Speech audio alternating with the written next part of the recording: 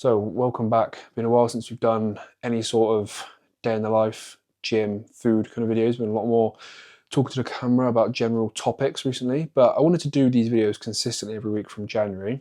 The reason we haven't, not from being lazy, but because we got straight into a bulk. The plan was to document photo shoot prep, but we wanted to put on about 10 or 15 kilos before we start that photo shoot prep.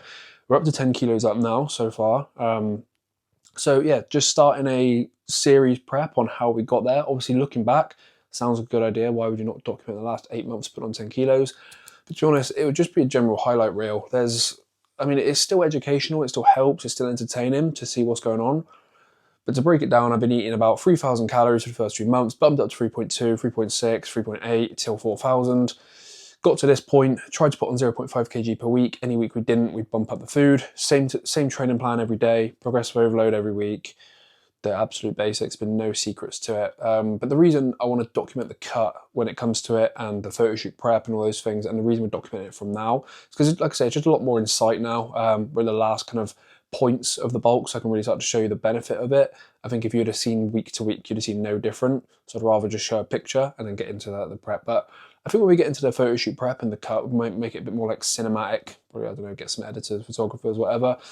But then I think the kind of raw footage like this can be a bit more entertaining sometimes. So let me know what you think about all of that, especially if you're one of my clients watching this, whatever. Give me some feedback. But yeah, so we're gonna get into this a bit more now. My plan is every other week just to show off like what food we're doing, the scales. Like right now we're sitting at about 89 to 90 on average per week, which is very solid. Started at 78 after a bit of a tidy up, so 82, then down to 78 for a bit of a tidy up post Christmas because you don't want to start your bulk if you're already fucking fat.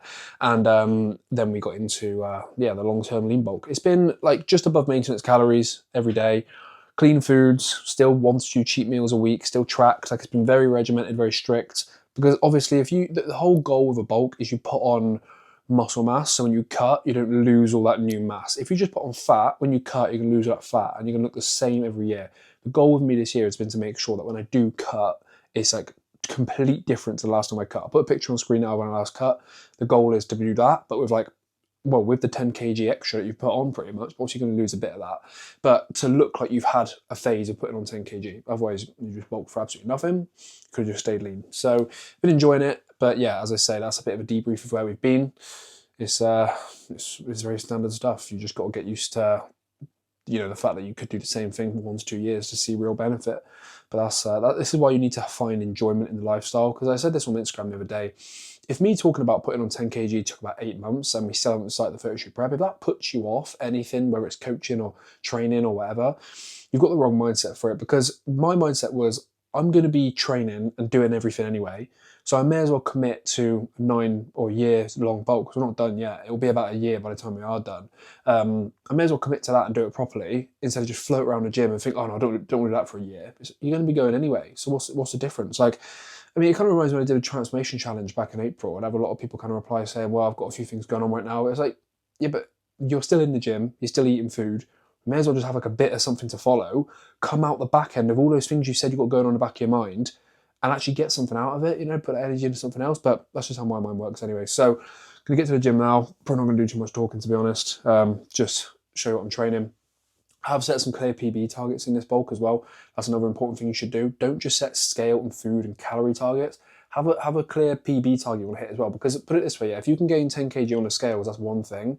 If you can gain 10 kg on your bench press, that's clear, solid foundations you've built on. That's not going to happen by accident. So we've got 50 kg dumbbell shoulder press in each hand as a goal. I'm about 45 at the moment. I do have no spotter today, so if you catch me hitting the 40s, you know why. And the other one is 140 kg bench for free. We've been on a bit of rotation, so on push days like it is now, if we're doing chest focus, for 3 weeks it'll be incline dumbbell, next 3 weeks it'll be incline Smith, then bench. Just be strong on all of them, and so you not get too bored as well. You still have a bit of flexibility. But we're going to be hitting dumbbells today, lateral raises, dumbbell incline, or Smith machine. Like, we are on the rotation of dumbbell incline, but it's the last week of it, so we'll see how it feels. Again, no spotter, it kind of kills the flow a little bit. And then some arms as well. So it's a nice day today. Gonna try to smash it out, and I'll see you there.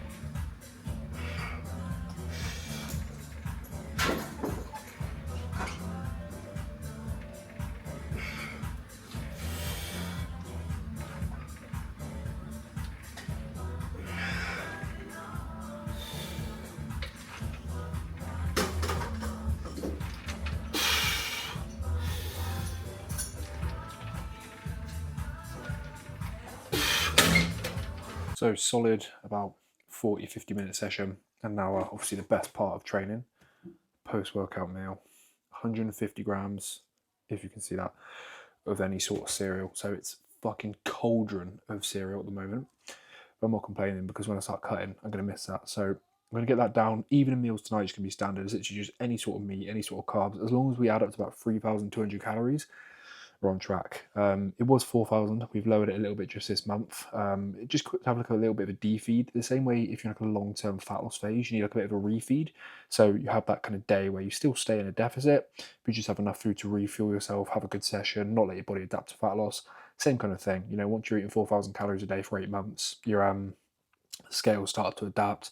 Can't get food much higher because your gut's just going to be bloated all the time, and that's not bulking. As much as people do think that is bulking, you don't have to be force feeding yourself 24/7. Like, yeah, you're not going to be fully comfortable, you might not look forward to meals, but that's why I'm having a defeed. So if you just get excited for food again, like I can't wait to eat this, whereas before I'd honestly have to take hours of just looking at it before I could even get it down me. So it's nice to have some excitement around food again. Like if I go out for a meal, I actually enjoy it, not just get the biggest thing on the menu for the sake of bulking. So yeah, it's not all fun. There are definitely elements of the cut which is fun as well, which are funner than a bulk. But it's when that hunger kicks in. It's the same as each phase. Like both phases are the same. Like once you get to the deep end, neither of them are fun because it's more work, you know. But you could argue that is the fun of it. So we're gonna get this down. The size of it is gonna be crazy. as I say, good session, new plan next month. So this will be one of the last times I do that push and arm session, which is quite sad actually. Been doing that for like I said, 8 or 9 months, the same session. Moved it to a Saturday this week, which is normally on the Friday, but wanted to film it. Gym's way too busy on a Friday to get any decent footage.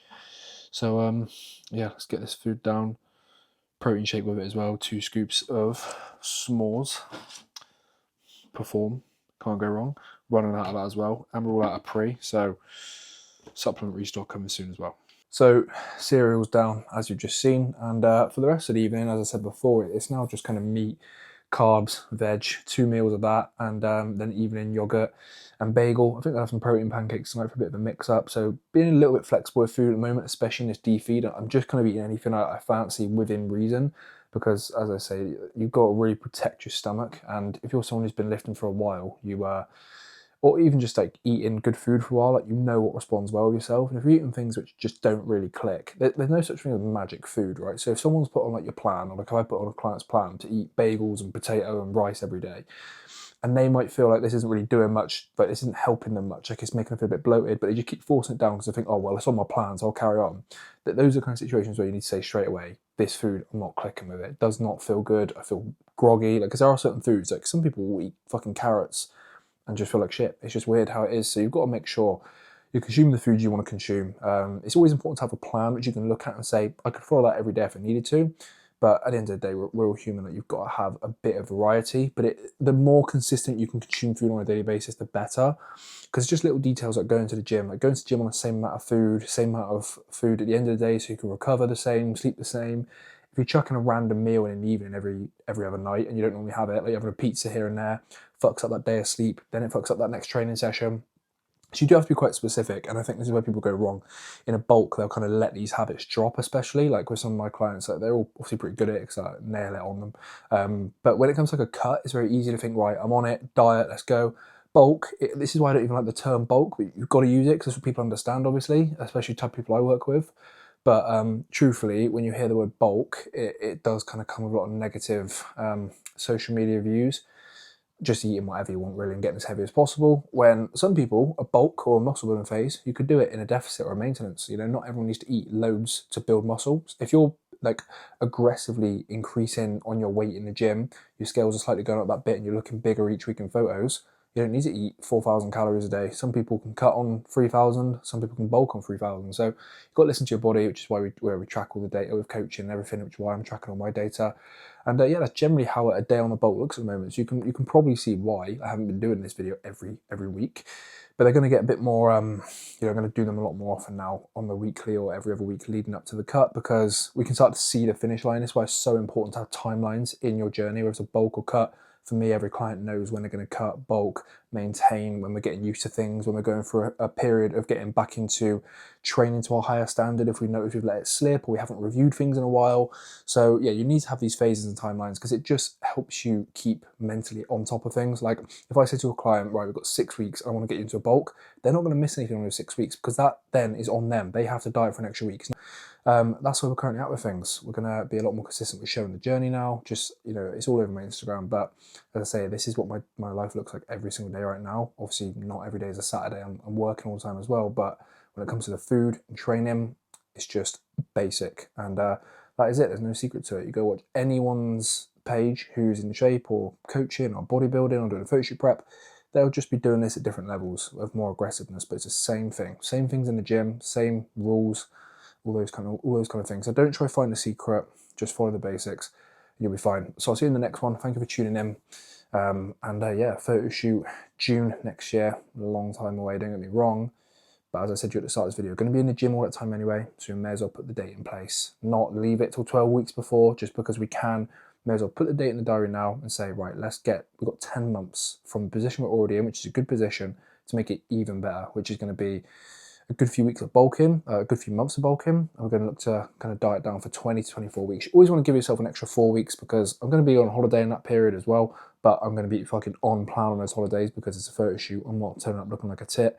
But yeah, like you've got to give yourself more time because if you're doing a diet for 20 weeks, you're going to get ill at some point. You're going to have some stress come up. You're going to have a shit day at work, and you're probably going to go order a pizza every now and again. Why not? So yeah, 24 weeks of dieting. gives us loads of time to bulk. We're 90 kg again today. I want to get into 92, 93 range every day, and we'll go from there.